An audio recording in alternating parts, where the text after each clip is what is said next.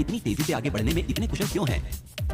इस वीडियो में हम ड्रोन के मैकेनिकल डिजाइन एस्पेक्ट्स के साथ साथ इसके electronic controller, sensor, intelligent algorithms और यहाँ तक कि सैटेलाइट टेक्नोलॉजी के बारे में जानेंगे। तो आइए एक परमिटेड ड्रोन से शुरू करते हुए सबसे मॉडर्न ड्रोन पर आगे बढ़ने की एक डिजाइन यात्रा शुरू करें।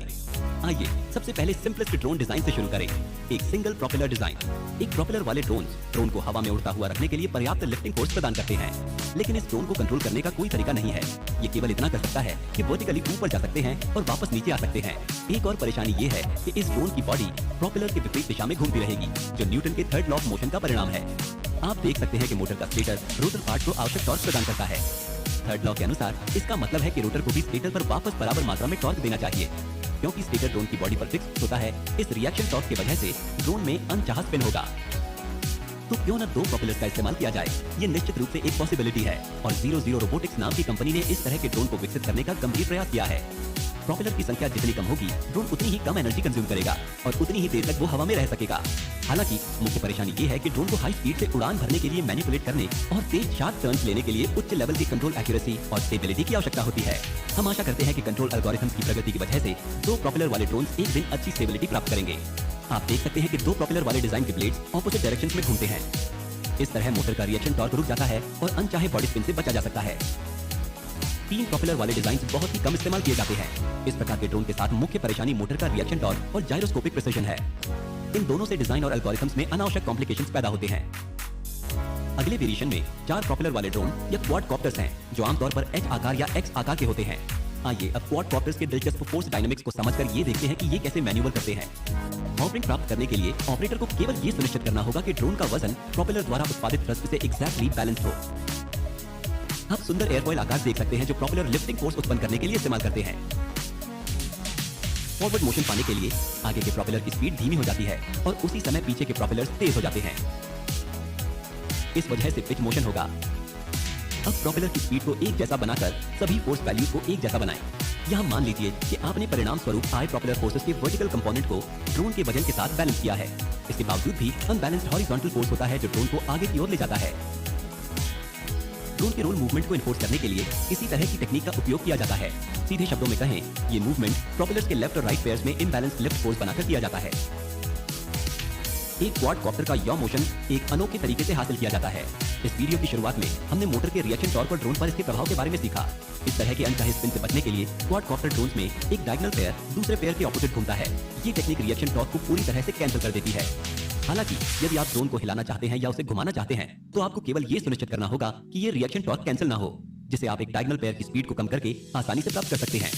रिएक्शन टॉर्क प्रोपेलर की स्पीड के समान रूप से प्रोपोर्शनल होता है। अंत में एक नेट रिएक्शन टॉर्क उत्पन्न होगा और ड्रोन यॉ मोशन प्राप्त कर सकता है। जाहिर है क्वाडकॉप्टर ड्रोन सबसे स्थिर होते हैं। तेज स्पीड से चलने और तेज मोड़ लेने की क्षमता के साथ इनका उपयोग लगभग हर उद्योग में किया जाता है। अब ड्रोन के ब्रेन पर आते हैं। मान लीजिए कि एक ड्रोन अचानक हवा के झोंके से टकरा जाता है। ऑपरेटर को हर एक प्रोपेलर की स्पीड और रोटेशन दिशा को 1 सेकंड से भी कम समय में कंट्रोल और रीएडजस्ट करना होता है, अन्यथा ड्रोन क्रैश हो सकता है। किसी व्यक्ति के लिए इस स्थिति को हाथ से कंट्रोल करना मुश्किल होता है। ये इस प्रकार के सिनेरियो हैं जहां ड्रोन का सबसे महत्वपूर्ण हिस्सा बचाव के लिए आता है, इसका फ्लाइट कंट्रोलर। फ्लाइट कंट्रोलर को एक छोटे बुद्धिमान पायलट के रूप में माना जा सकता है, जो अंदर बैठकर किसी भी तरह की कठिन परिस्थितियों में ड्रोन को नेविगेट करता है। ये ऑपरेटर को अप, फॉरवर्ड, यॉ आदि जैसे सरल नियंत्रणों का उपयोग करने में सक्षम बनाता है, जिससे ड्रोन ऑपरेशन वीडियो गेम की तरह सरल हो जाता है। इस रिजल्ट को प्राप्त करने के लिए फ्लाइट कंट्रोलर को विभिन्न सेंसर्स से बहुत सारे इनपुट सिग्नल्स की आवश्यकता होती है। ड्रोन सेंसर्स की दिलचस्प दुनिया में आपका स्वागत है। आपको ये जानकर आश्चर्य हो सकता है कि मॉडर्न ड्रोन में ज्यादातर सेंसर्स का आकार चींटी के बराबर होता है। ऐसे छोटे सुपर एक्यूरेट सेंसर बनाने के लिए MEMS टेक्निक का इस्तेमाल किया जाता है। ये वास्तविक में चलते फिरते अंगों वाली एक छोटी सी मशीन है। इस समूह में सबसे महत्वपूर्ण सेंसर एक्सेलेरोमीटर्स, गायरोस्कोप सेंसर्स और मैग्नेटोमीटर्स हैं। इन तीनों सेंसर्स को IMU इनर्शियल मेजरिंग यूनिट में एक साथ रखा गया है। IMU ड्रोन सेंसर्स का राजा है। ये एक्सेलरेशन और रोटेशन को मापता है। इस एक्सेलेरोमीटर MEMS सेंसर में जैसे ही ड्रोन तेज बल का अनुभव करता है, प्लेट्स के बीच मूवमेंट होता है। एक दूसरे के बगल में रखी 2 प्लेट में कैपेसिटेंस उत्पन्न होता है। जब प्लेट्स के बीच की दूरी बदलती है तो कैपेसिटेंस भी भिन्न होता है। कैपेसिटेंस के वेरिएशन को आसानी से इलेक्ट्रिक सिग्नल्स में परिवर्तित किया जा सकता है और गणना के लिए कंट्रोलर में उन सिग्नल्स को भेजा जा सकता है। तीनों दिशाओं में एक्सेलरेशन प्राप्त करने के लिए हमें 3 एक्सिस एक्सेलेरोमीटर की आवश्यकता होगी।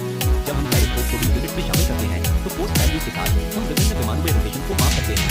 ड्रोन का ऑल्टीट्यूड डिसाइड करने के लिए MEMS आधारित बैरोमीटर सेंसर का उपयोग किया जाता है। अब फ्लाइट कंट्रोलर या प्रोसेसर को सही निर्णय लेने के लिए इन सेंसर्स द्वारा एकत्रित सभी संकेतों का सही उपयोग करना चाहिए। हालांकि